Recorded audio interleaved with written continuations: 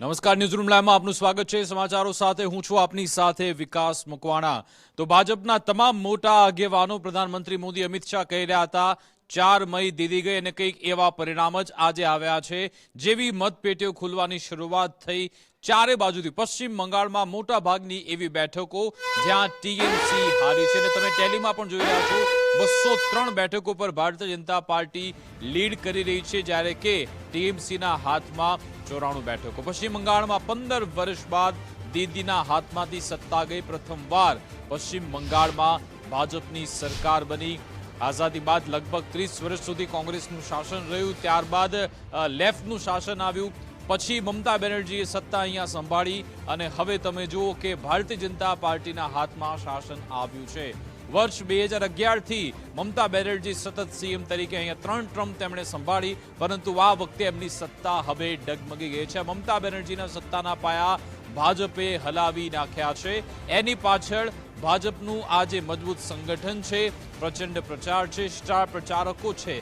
તમામ રાજ્યના મુખ્યમંત્રી, ભાજપ શાસિત રાજ્યોના મુખ્યમંત્રી અહીંયા પ્રચાર કરવા માટે પહોંચ્યા હતા।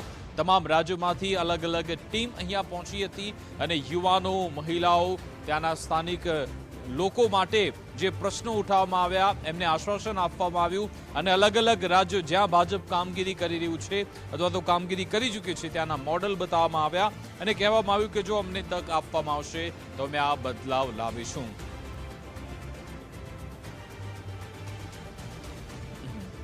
તો આમાં ઘણા બધા હવે સમીકરણ સામે આવ્યા છે। જીતના કારણ આખરે શું રહ્યા એના પર નજર કરીએ તો પીએમ મોદી સરકારની યોજનાઓની પાયાના સ્તરે અસર અહીંયા જોવા મળી। કેન્દ્ર સરકારની જે યોજનાઓ છે તેની અમલવારીને લઈ અહીંયા મુદ્દો ઉઠાવવામાં આવ્યો। પ્રધાનમંત્રી મોદી અને અમિતભાઈ શાહ બંનેની આક્રમક રણનીતિ। પીએમ મોદીએ 15 જેટલી અહીંયા સભા કરી હતી। અમિતભાઈ શાહ કે જેમણે 40 કરતા વધારે રોડ શો, રેલી કરી હતી। ટીએમસીના 15 વર્ષના શાસન સામે એન્ટી ઇન્કમ્બન્સીનો માહોલ હતો અને જે આજે કહેવામાં આવ્યું શુભેન્દુ અધિકારી તરફથી કે હિન્દુ પોલેરાઇઝ થયા છે। બંગાળમાં હિન્દુ મતોનું મોટા પાયે એકત્રીકરણ થયું છે। 2021માં ભાજપનો જે વોટ શેર હતો એ લગભગ 57% આસપાસની હતો। હિન્દુ વોટ બેંકની વાત કરી રહ્યું છું, જેમાં ફક્ત 5 થી 6% એડ થાય ને પછી સત્તા મળે છે।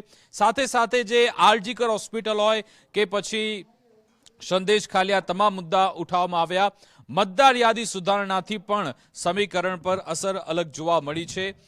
મહિલાઓ પરના જે અત્યાચાર છે એને લઈને પણ રાજ્યભરમાં ભારોભાર આક્રોશ જોવા મળ્યો હતો। આ તમામ બિંદુ એકઠા થયા અને પછી મમતા બેનર્જીની સરકાર જતી રહી। બેરોજગારી હોય કે પછી પેપર લીક જેવા મુદ્દા, આ તમામ મુદ્દાને લઈ યુવાનોને ભાજપ પોતાની તરફ આકર્ષવામાં સફળ થયું છે। લોકલ નેતૃત્વની મજબૂત પકડ અને આક્રમક પ્રચારે પણ રંગ લાવ્યો છે। લગભગ 10 વર્ષથી ભારતીય જનતા પાર્ટી અહીંયા મજબૂતાઈથી મહેનત કરતી હતી, જેનું પરિણામ આજે તેમને મળ્યું। રાજકીય હિંસાથી કંટાળેલી જનતાએ આખરે પરિવર્તન પસંદ કર્યું છે, કારણ કે જ્યારે પણ ચૂંટણી થાય સામાન્ય રીતે લોહિયાળ જંગ બનતો હોય છે। જો કે આ વખતે એવું ન થયું અને હવે આવનારા સમયમાં ક્યારે પણ નહીં થાય એની પણ સુનિશ્ચિત કરવામાં આવ્યું। રોકડ સહાય સામે કાયમી રોજગારના મુદ્દાની પણ જીત થઈ છે। આદિવાસી બેલ્ટની વાત કરીએ તો અહીંયા પણ ભાજપની મજબૂત પકડ દેખાઈ છે। જે આદિવાસી જેટલી બેઠકો છે ત્યાં તમામ જગ્યાએ ભાજપના નેતાઓ જીત્યા, ધારાસભ્યો જીત્યા। મટવા અને આદિવાસી મતોનું પરિવર્તન પણ એક મોટું કારણ આ જીતના કારણ પાછળ એ ચર્ચવામાં આવી રહ્યું છે।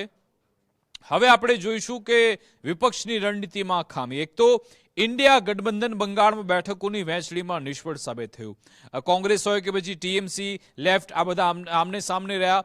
કોંગ્રેસ અને ડાબરીઓએ અલગ અલગ ચૂંટણી લડી। પહેલીવાર એવું થયું કોંગ્રેસ એકલા હાથે ચૂંટણી લડી, જેમાં મત વહેંચાઈ ગયા અને પછી એનો સીધો જ ફાયદો ભાજપને થયો। ટીએમસી સતત ભ્રષ્ટાચારના આરોપ પર સફાઈ આપવામાં જ વ્યસ્ત થયું। એટલા બધા આરોપો એમના પર લાગ્યા, એમની સરકાર પર, જેના કારણે એમનો સમય એમાં જ ગયો। પાયાના સ્તરે ટીએમસીના કાર્યકરો સામેની જે નારાજગી છે એ પણ મમતા બેનર્જી દૂર ન કરી શક્યા, જેના કારણે આ ચૂંટણીમાં તેમને હારનો સામનો કરવો પડ્યો। વિપક્ષ વિકાસને બદલે માત્ર ભાજપ અને મોદીના વિરોધ પર જ કેન્દ્રિત રહ્યો. આખરે એમને વધુ ઓર 5 વર્ષ આપવામાં આવે તો શું કરશે એવું જનતાને એ બતાવી ન શક્યા. લક્ષ્મી ભંડાર જેવી યોજનાઓ સુરક્ષાના મુદ્દા સામે ખૂબ જ નબળી સાબિત થઈ. એ પણ અહીંયા એક એનાલિસિસ સામે આવ્યું છે. ઘૂસણખોરી અને સુરક્ષાના મુદ્દાઓને પણ વિપક્ષે નજરઅંદાજ કર્યા, એટલે કે ટીએમસી ત્યાંની જે સરકાર તેણે નજરઅંદાજ કર્યા. સાથે સાથે હવે શા માટે ટીએમસીનો ગઢ નબળો પડ્યો? યુવા મતદારોમાં શિક્ષક ભરતી કૌભાંડને લઈ ભારે રોષ હતો. શારદા ચીટફંડ કૌભાંડ હોય કે પછી કોલસા કૌભાંડ, એને લઈ સતત ઘેરવામાં આવ્યો. ભાજપને બહારની પાર્ટી કહેવામાં જે રણનીતિ અપનાવવામાં આવી એ અહીંયા કામે ન લાગી, કારણ કે ત્યાંની અસ્મિતા, ત્યાંની સંસ્કૃતિ, ત્યાંના લોકો સાથે જોડાણ, એમાં ભાજપ મજબૂત સાબિત થયું. અનેક જૂના નેતાઓ ચૂંટણી પહેલા પક્ષ છોડી ભાજપમાં જોડાઈ ગયા. આ તરફ ભાજપના સોશિયલ મીડિયા અભિયાન સામે પણ વિપક્ષી નેરેટિવ નબળું સાબિત થયું છે.